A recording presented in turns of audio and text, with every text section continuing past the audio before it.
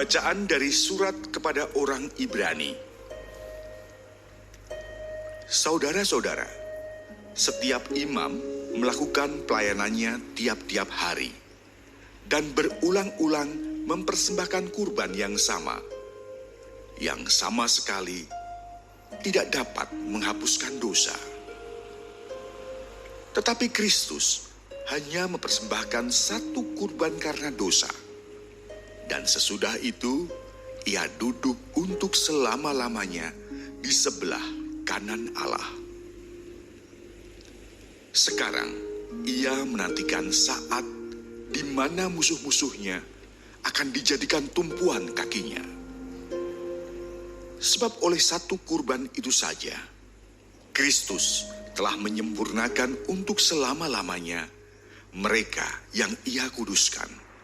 Tentang hal itu, Roh Kudus pun memberi kesaksian kepada kita, sebab ia sendiri bersabda, "Inilah perjanjian yang akan kuadakan dengan mereka pada hari-hari yang akan datang. Aku akan menaruh hukumku di dalam hati mereka, dan menuliskannya dalam akal budi mereka. Dan aku tidak lagi mengingat dosa-dosa mereka." Jadi apabila untuk semuanya itu sudah ada pengampunan, tidak perlu lagi dipersembahkan kurban karena dosa. Demikianlah sabda Tuhan.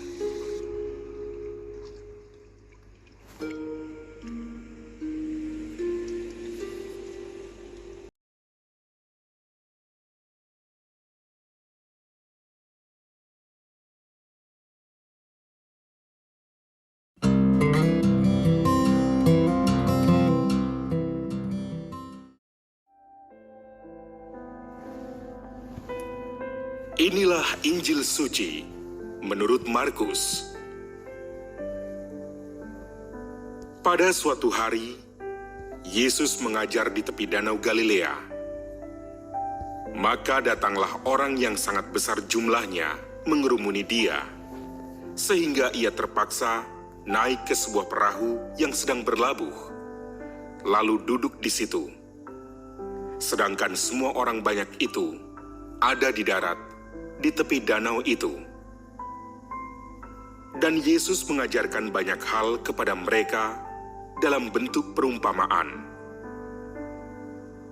Dalam ajarannya itu, Yesus berkata kepada mereka, "Dengarlah, ada seorang penabur keluar untuk menabur. Pada waktu ia menabur, sebagian benih itu jatuh di pinggir jalan. Lalu datanglah burung dan memakannya sampai habis. Sebagian jatuh di tanah yang berbatu-batu, yang tidak banyak tanahnya. Lalu benih itu pun segera tumbuh, karena tanahnya tipis. Tetapi sesudah matahari terbit, layulah ia dan menjadi kering, karena tidak berakar. Sebagian lagi jatuh di tengah semak duri. Lalu makin besarlah semak itu dan menghimpitnya sampai mati, sehingga benih itu tidak berbuah. Dan sebagian jatuh di tanah yang baik, lalu tumbuh dengan subur dan berbuah. Hasilnya ada yang 30 kali lipat, ada yang 60 kali lipat, ada yang 100 kali lipat. Dan Yesus bersabda lagi, "Siapa mempunyai telinga untuk mendengar, hendaklah ia mendengar." Ketika Yesus sendirian, pengikut-pengikutnya dan ke-12 murid menanyakan arti perumpamaan itu. Jawabnya, "Kepadamu telah diberikan rahasia kerajaan Allah. Tetapi kepada orang-orang luar, segala sesuatu disampaikan dalam perumpamaan, supaya sekalipun melihat, mereka tidak menangkap. Sekalipun mendengar, mereka tidak mengerti.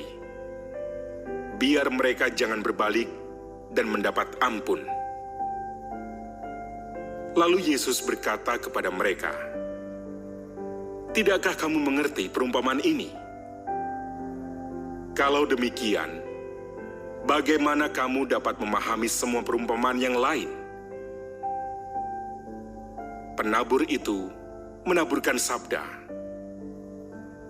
Orang-orang yang di pinggir jalan, tempat sabda itu ditaburkan, ialah mereka yang mendengar sabda. Lalu datanglah iblis dan mengambil sabda yang baru ditaburkan di dalam mereka. Demikian juga yang ditaburkan di tanah yang berbatu-batu. Ialah orang-orang yang mendengar sabda itu dan segera menerimanya dengan gembira. Tetapi sabda itu tidak berakar dan tahan sebentar saja. Apabila kemudian datang penindasan atau penganiayaan karena sabda itu, mereka segera murtad. Dan yang lain, yang ditaburkan di tengah semak duri, ialah yang mendengar sabda itu. Tetapi sabda itu lalu dihimpit oleh kekhawatiran dunia, tipu daya kekayaan dan keinginan-keinginan akan hal yang lain, sehingga sabda itu tidak berbuah. Dan akhirnya yang ditaburkan di tanah yang baik, ialah orang yang mendengar dan menyambut sabda itu, lalu berbuah. Ada yang 30 kali lipat, ada yang 60 kali lipat, dan ada yang 100 kali lipat. Demikianlah sabda Tuhan.